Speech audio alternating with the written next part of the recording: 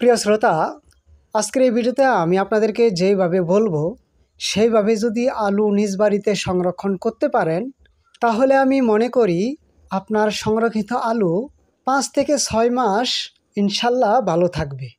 একটা আলুও পচবে না, গলবে না, নষ্ট হবে না। জাস্ট আমি যেই নিয়ম বলবো আপনারা যদি সেই নিয়ম মতো নিজ বাড়িতে আলু সংরক্ষণ করতে পারেন তাহলেই বেশ। আলু যদি আপনাদের নিজ বাড়িতে সংরক্ষণ করে রাখেন বা রাখতে পারেন, তাহলে আপনাদের নিজেদের খাবারের চাহিদা যেমন মেটাতে পারবেন, ঠিক তদ্রূপ বাজারে যখন আলুর দাম বাড়বে তখন বাজারে আলু বিক্রি করে আপনারা অনেক লাভবান হবেন। এই জন্য আমি বলবো সঠিক পদ্ধতিতে আপনাদের বাড়িতে আলু সংরক্ষণ করে রাখবেন, তাহলে আপনাদের ভালো হবে। এই যে এখন আপনারা ভিডিওতে দেখতে পাচ্ছেন সাদা ফার্ম আলু, এই আলু আপনারা সংরক্ষণ করবেন না। কারণ এই সাদা ফার্ম আলু সংরক্ষণ করলে বেশি দিন থাকে না, আলু পচে যায়। এই জন্য আপনারা সাদা ফার্ম আলু সংরক্ষণ করে রাখবেন না।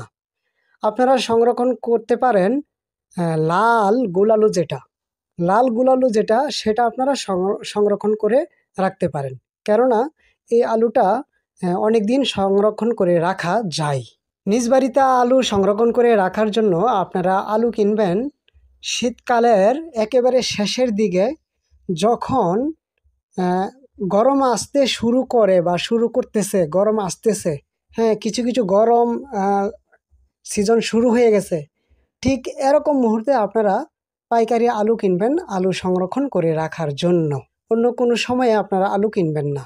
আর আলু কেনার জন্য আপনারা যে স্থান থেকে আলু কিনেন না কেন, আপনারা সাদা আলু কিনবেন না, ফার্ম সাদা আলু কিনবেন না। আপনারা কিনবেন লাল গুলালু। নিজ এলাকার আলু হোক অথবা অন্য কোনো স্থানের আলু হোক, লাল গুলালু কিনবেন। কারণ এটাই সহজে সংরক্ষণ করে রাখা যায় অনেক দিন। লাল গুলালু পাইকারি কেনার সময় একবারে শুকনা লাল গুলালু কিনবেন। শুকনা লাল গুলালু কিনে বাড়িতে আনার পর আপনার বাড়ির উঠানে একটা চট বিছিয়ে ওই সবগুলো আলু ঢালবেন। ঢালার পরে ওই আলুগুলো থেকে কাটা আলু, পচা আলু, একেবারে ছোটো আলু, তারপর যে আলুগুলো হালকা পচে গেছে এই আলুগুলো সরিয়ে ফেলবেন।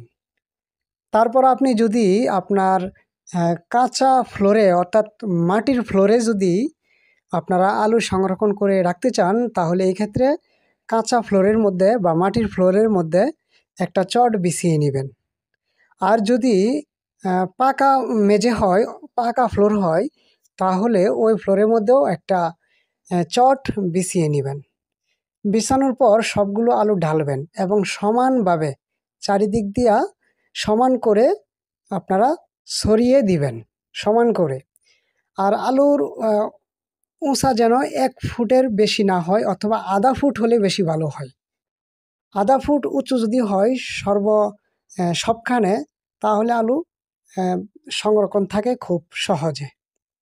আপনারা এক জায়গায় সবগুলো আলু টাল দিয়ে রাখবেন না, সর্বোচ্চ আধা ফুট অথবা 1 ফুট উঁচু রাখবেন আলুর যে স্তূপটা।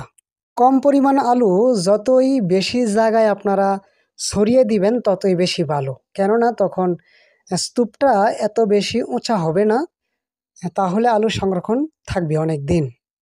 অর্থাৎ কম পরিমাণ আলুই আপনারা বেশি জায়গায় ছড়িয়ে দিবেন যদি আপনার কাছে অ্যাভেলেবেল জায়গা থাকে তাহলে। আর 1 সপ্তাহ পর পর উপরের আলু নিচে, নিচের আলু উপরে দেওয়ার চেষ্টা করবেন। আর আলু উপরে, আলু নিচে এবং নিচের আলু উপরে দেওয়ার সময় যদি খেয়াল করেন যে কোনো আলু পচে গেছে, নষ্ট হয়ে গেছে, তাহলে ওই আলুগুলো আপনারা ওখান থেকে উঠায় ফেলবেন। কারণ একটা পচা আলু থেকে আরেকটা আলু পচে যেতে পারে গায়ে লেগে থাকার কারণে। এজন্য আপনারা 1 সপ্তাহ পর পর উপরের আলু নিচে, নিচের আলু উপরে দেওয়ার সময় যদি লক্ষ্য করেন যে কোনো কোনো আলু পচে গেছে, তাহলে ওই আলুগুলোকে আপনারা ওখান থেকে উঠায় ফেলবেন। তাহলে দেখবেন আপনারা এই পদ্ধতি অনুসারে যদি আলু সংরক্ষণ করেন, আমি মনে করি আপনারা 4 থেকে 5 মাস, 6 মাস, 3 মাস আপনারা আলু সংরক্ষণ করে রাখতে পারবেন। যখন আলুর দাম বাড়বে তখন আপনারা মার্কেটে আলু বিক্রি করতে পারবেন। আরেকটি কথা, লাল গুলালু মার্কেটে চাহিদা বেশি। অন্যান্য আলুর চাইতে লাল গুলালুর চাহিদা মার্কেটে সবচেয়ে বেশি, আর এই আলুটারই দাম সবচেয়ে বেশি থাকে সবসময়। তাই আপনারা লাল গুলালু সংরক্ষণ করবেন নিজ বাড়িতে। আর আলুর বেশ কিছু শত্রু রয়েছে। যেমন 1 নম্বরে আছে পানি, তেলাপোকা, ইঁদুর, পিঁপড়া। তাই পিঁপড়া, তেলাপোকা, পানি, ইঁদুর এগুলো যেন আলুর ধারে কাছে না আসতে পারে সেই দিকেও খেয়াল রাখবেন। তাহলেই কেবল আপনার আলু সংরক্ষিত থাকবে, নিরাপদে থাকবে। ধন্যবাদ সবাইকে।